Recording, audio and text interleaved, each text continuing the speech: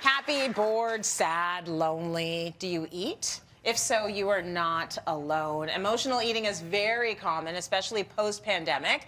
A lot of us use it as a coping mechanism, but then have to deal with the feelings of guilt and shame when you go for it. Plus the physical stuff like inflammation, bloating, fatigue. So what to do?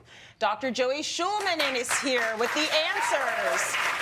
We've spent a lot of time and energy talking about emotional eating because we're all in it together. And you say don't beat yourselves up over it, right? That's the first thing. Yeah, and I saw a lot of heads nodding in the audience when Tracy was giving that intro, right? Yeah. So, super, super common. So don't beat yourself up. And there are ways that we can curb it. But it is especially post-COVID, I'm finding a lot of people are seeing me and talking about the fact that they emotionally eat. So it's really out there. It's a really common thing. Totally. Okay, so is emotional eating actually considered to be an eating disorder? No, it's not. It's, I mean, can in a rare situation it cross over into an eating disorder? Yes, it can cross over to an ED, an eating disorder at times. Yeah. But most people I see, I will say to them 10 being high stress, 0 being no stress. What are you out of 10? People these days are 7, 8s, 9s, or 10s. And they're using food literally to stuff their feelings. And it is a mindless way to eat, but it's not a reflection on your willpower, on your personality.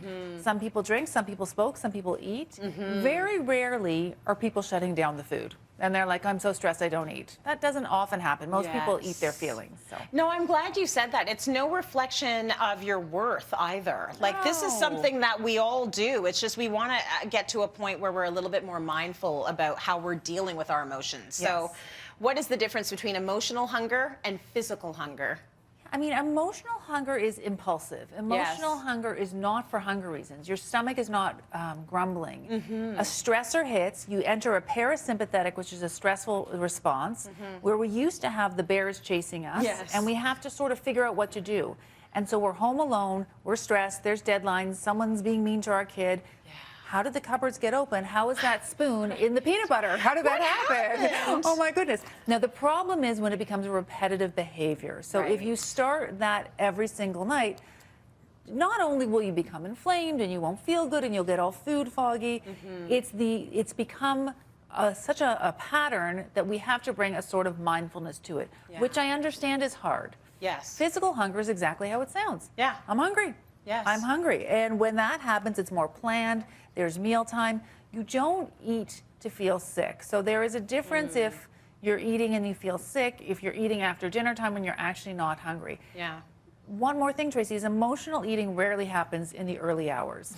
So nobody is doing that in the morning. And when you're emotionally eating, you're not looking for an egg or a piece of celery. Unfortunately, no. You don't want the mini carrots. You're not grabbing the mini carrots. You're grabbing a carb or sugar fast, and it's usually after dinner time.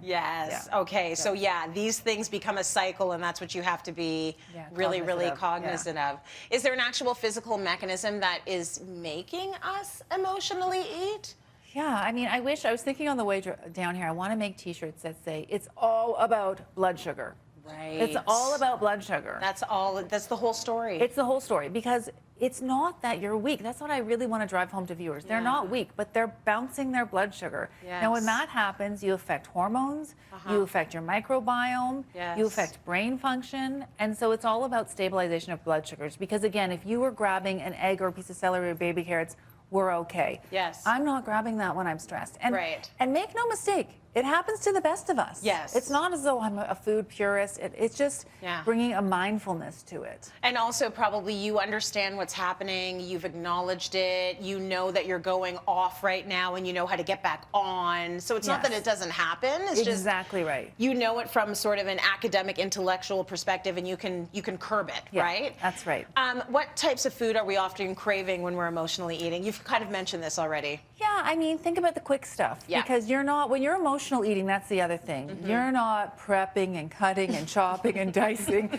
That's like 20 minutes into it, right? You're grabbing. So what's grabbable? Cookies, crackers. Crackers can be very crackery. You got to watch the cracker. They can be very crackery. Very crackery. Because you're like, oh my God, I had 15 crackers. The whole sleeve is gone. So watch out for the crackers. Candy, sugar, ice cream, things that are quick. pizza, things that are fast and quick, and you just want it to feel good because it's sugar. So it does, listen, it makes you feel good for about 10 minutes. Right. Yeah. And then you're in the spiral, right? Yeah. So let's talk about stopping the spiral. What are the steps we take to break the cycle?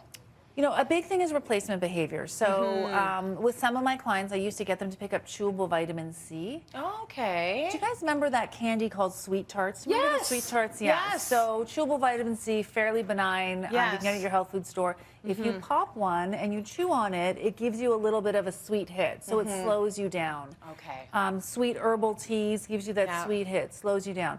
I'm not going to say, take a cold water bath, blah, blah. You're not doing that when you're emotional eating. Right. But if we can, this is the take-home point, if we can put a pause in between A to B, that pause becomes a habit. Got it. And then we've brought mindfulness to it. It's like online shopping. If you just put it in the cart and then wait a day and see if you really need it, want it, right? it will pause you. Joey, thank you so much. You're Great welcome. information as